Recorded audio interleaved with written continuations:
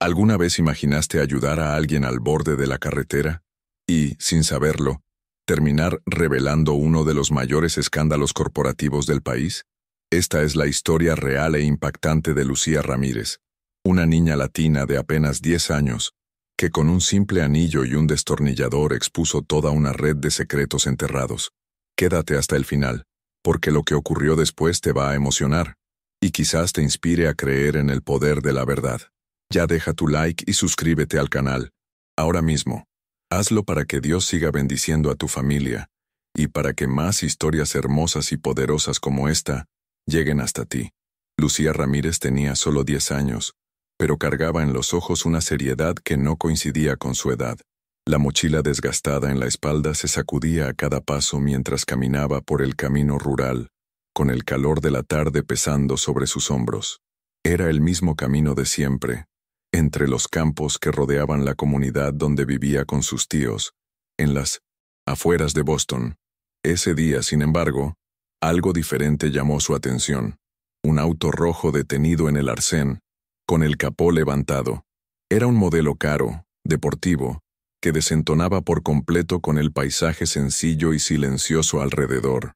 Lucía dudó un instante, recordando lo que siempre decía su tía sobre no hablar con extraños.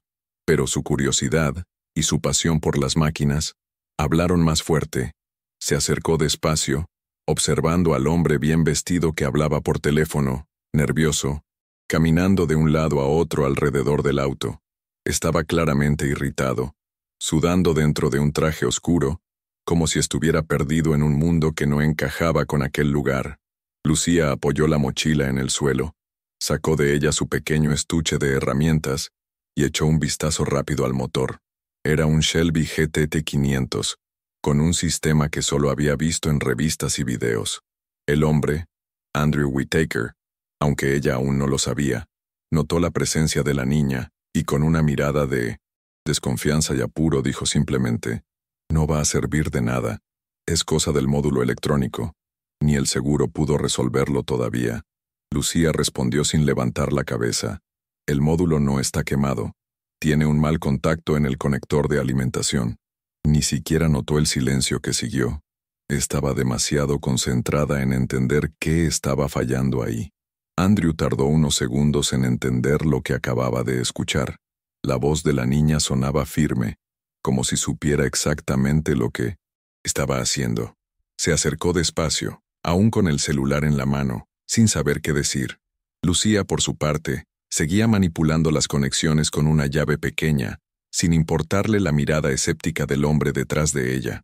Después de algunos ajustes, le pidió que intentara encender el coche. Andrew dudó, pero giró la llave. El motor rugió con fuerza y funcionó como si nada hubiese pasado. Fue entonces cuando realmente la observó. El uniforme escolar desgastado, el cabello atado de 1900, cualquier manera y el anillo. Un anillo de plata antigua, con una esmeralda de tono profundo y una pequeña falla en el centro, en forma de media luna. Palideció al instante. En ese momento, el tiempo pareció detenerse para Andrew. El rostro de la niña ya no era solo el de una niña inteligente que arreglaba coches. Había algo más. El anillo. Ese anillo. Conocía cada detalle de esa joya. Había sido hecha por encargo, décadas atrás. Recordaba con nitidez el día en que su padre se lo entregó, para que fuera dado a una de las niñas del orfanato que la empresa de la familia apoyaba en secreto.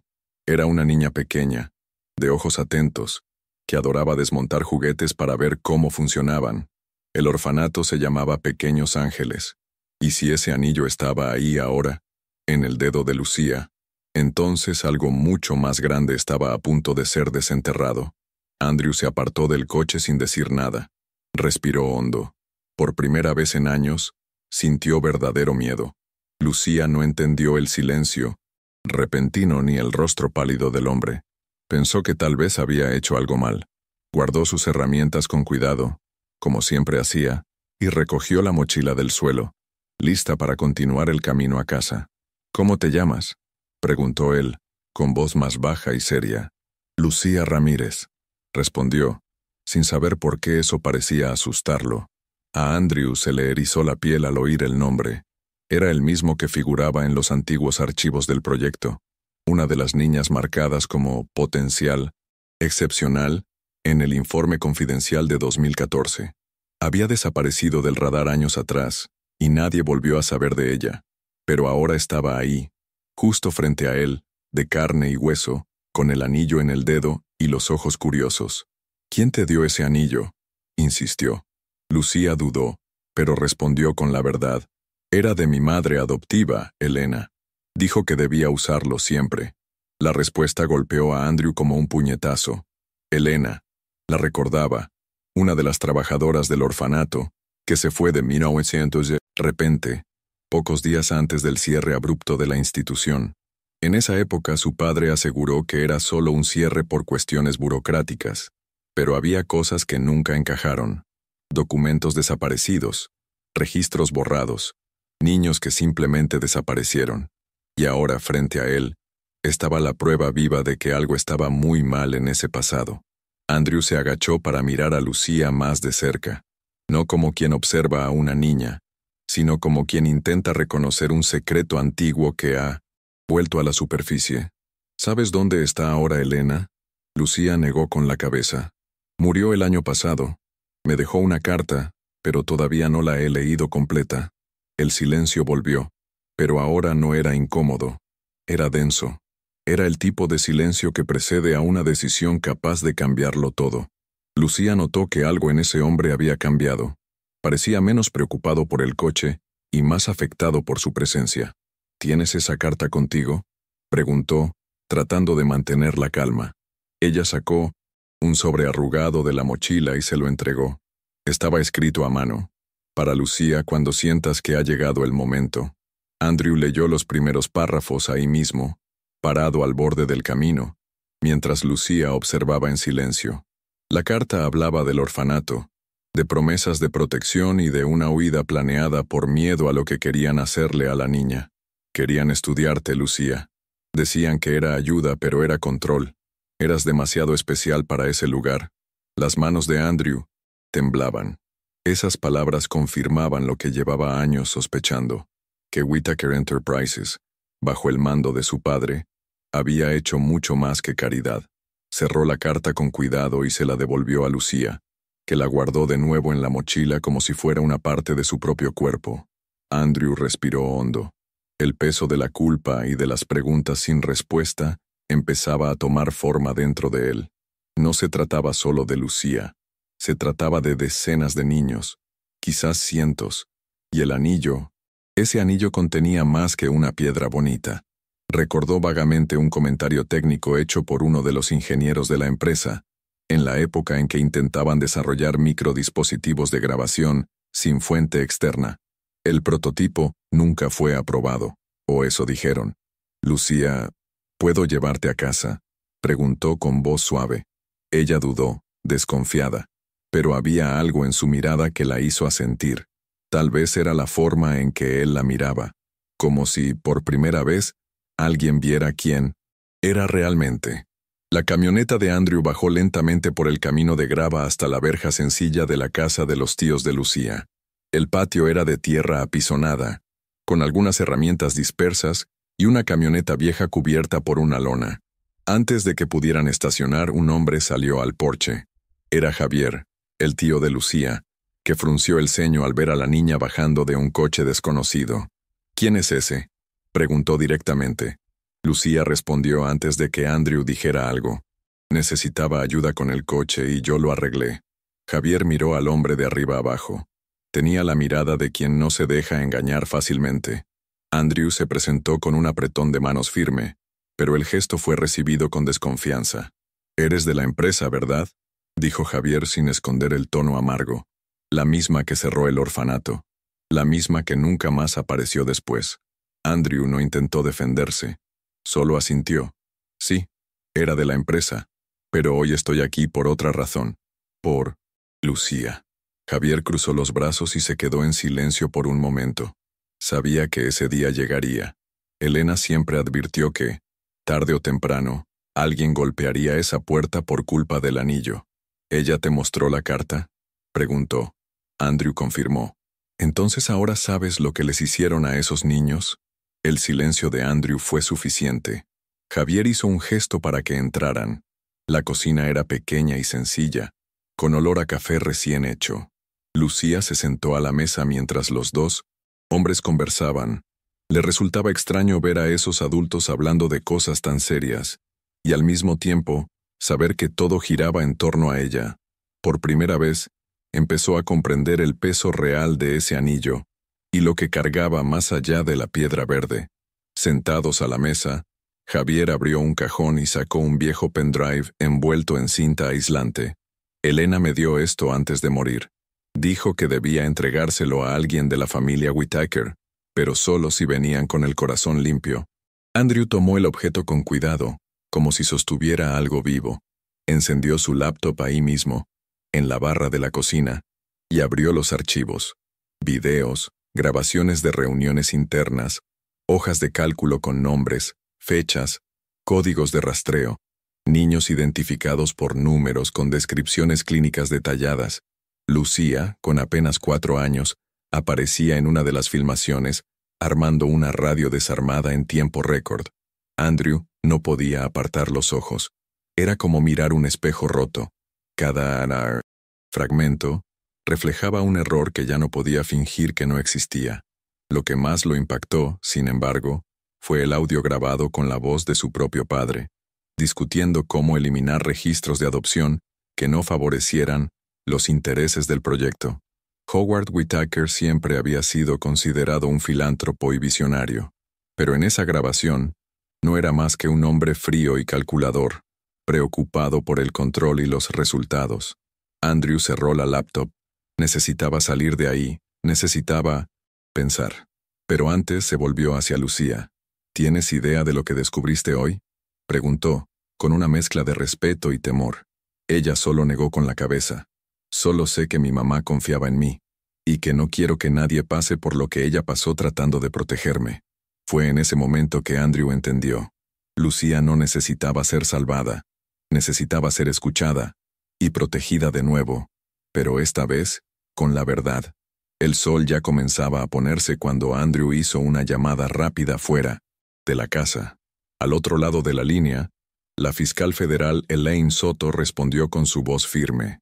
Él explicó lo esencial, mencionó nombres, habló de los archivos y pidió una reunión urgente. No dio muchos detalles, pero fue suficiente para que ella confirmara su presencia en pocas horas. Andrew volvió adentro y pidió llevar a Lucía y Javier con él.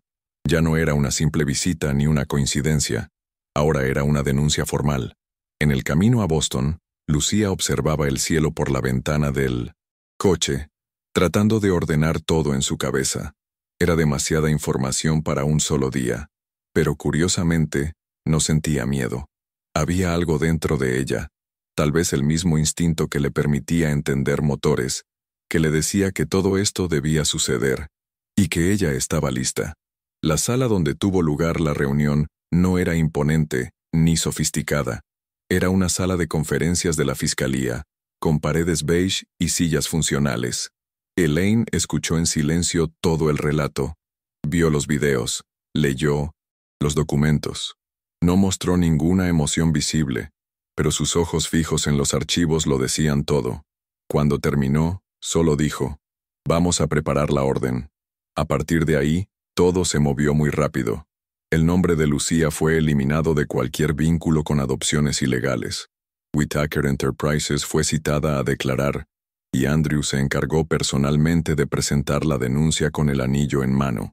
Fue entonces cuando uno de los peritos pidió examinar la joya. Tras el análisis, confirmó que la piedra contenía un microdispositivo con almacenamiento cifrado, y que todo su contenido coincidía con los datos ya entregados. Era la pieza clave que faltaba. A la mañana siguiente, antes de que los periódicos pudieran publicar cualquier titular, la Fiscalía autorizó la transmisión pública del contenido del microdispositivo encontrado en el anillo. La idea era simple: transparencia total. Al mediodía, todos los canales y redes sociales transmitían las grabaciones. La población observaba, atónita, documentos internos, informes confidenciales, reuniones de alto nivel donde se trataba a los niños como números de serie. El nombre Pequeños Ángeles aparecía repetidamente, vinculado a términos como proyecto de extracción cognitiva, perfilamiento genético y aislamiento de talentos. Para muchos, parecía ciencia ficción, pero para Lucía, era simplemente lo que ya sentía desde hacía mucho, que el mundo a su alrededor ocultaba cosas demasiado grandes como para ser ignoradas. Ella vio la transmisión junto a Andrew, sentada en silencio, pero con la mirada firme. No era ira, era conciencia. Pocas horas después, la noticia de la detención preventiva de Howard Whittaker se esparció por todo Estados Unidos. Se convocó a ejecutivos de la empresa, surgieron archivos, ex-empleados hablaron. El imperio construido sobre caridad y promesas se desmoronaba demasiado rápido como para ser contenido. Pero curiosamente, Lucía no celebró. No había espacio para la celebración cuando se trataba de un pasado que aún estaba tratando de comprender. Al final del día, de regreso en casa de sus tíos, subió a su cuarto y se quitó el anillo. Lo colocó dentro de una cajita forrada, con cuidado, como si lo estuviera guardando para una nueva etapa. Sabía que aquello no era un trofeo, ni un premio. Era un recordatorio de lo que vivió, de lo que se descubrió, y de lo que aún necesitaba construirse.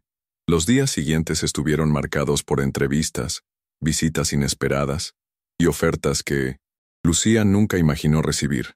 Universidades, institutos de tecnología, incluso programas de televisión, querían oír a la niña del anillo de esmeralda, pero ella rechazó casi todos. Solo aceptó hablar cuando estuvo segura de que la escucharían de la manera correcta, no como una niña prodigio, sino como alguien que vio de cerca el peso de un sistema corrompido.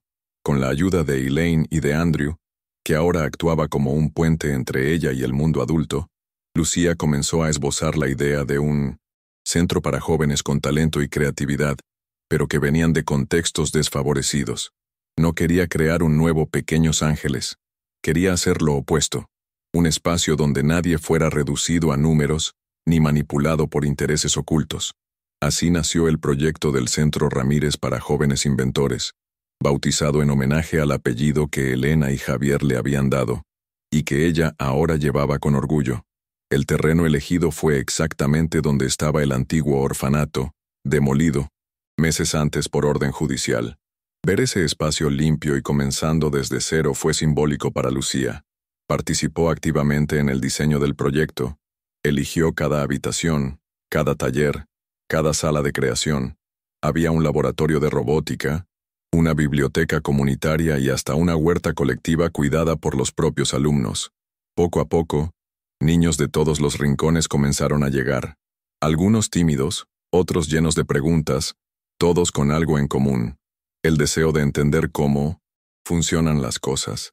Así como Lucía años atrás, sola en su cuarto con una radio desarmada y un sueño sencillo, el de arreglar lo que parecía roto. La participación de Andrew en el proyecto fue discreta, pero constante.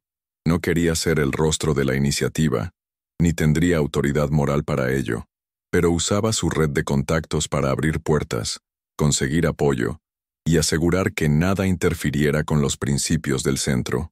Durante una entrevista, cuando le preguntaron por su fortuna, respondió simplemente: ¿de qué sirve heredar miles de millones si eso cuesta el futuro de niñas como Lucía?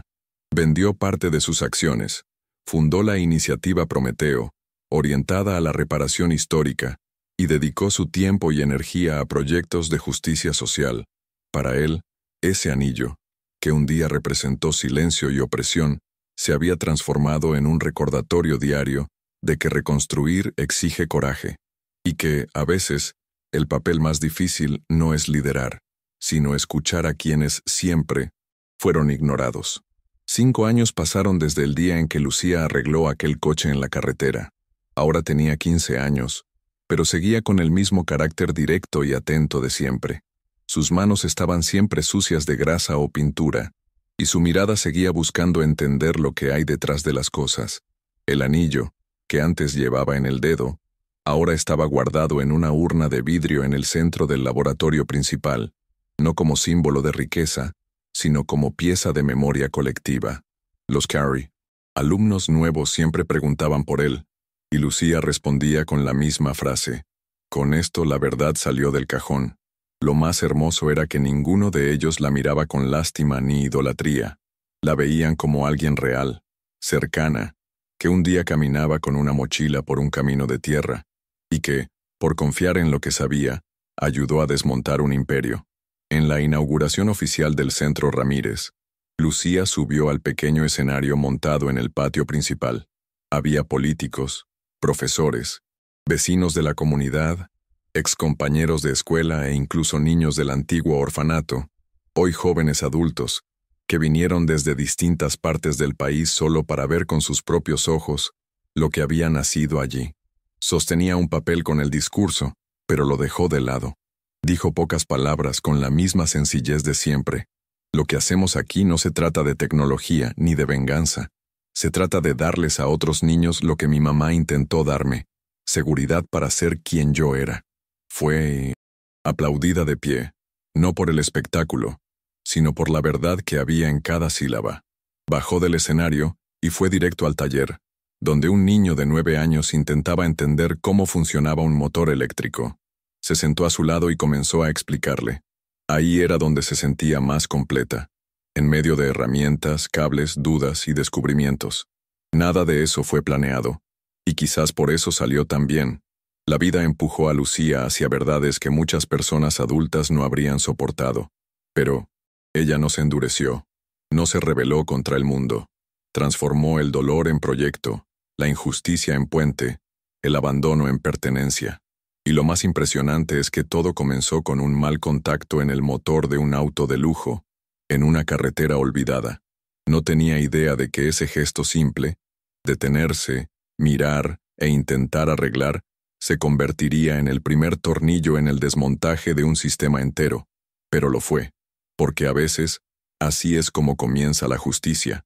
En el momento en que alguien decide no seguir de largo, Lucía decidió detenerse, y el mundo empezó a moverse.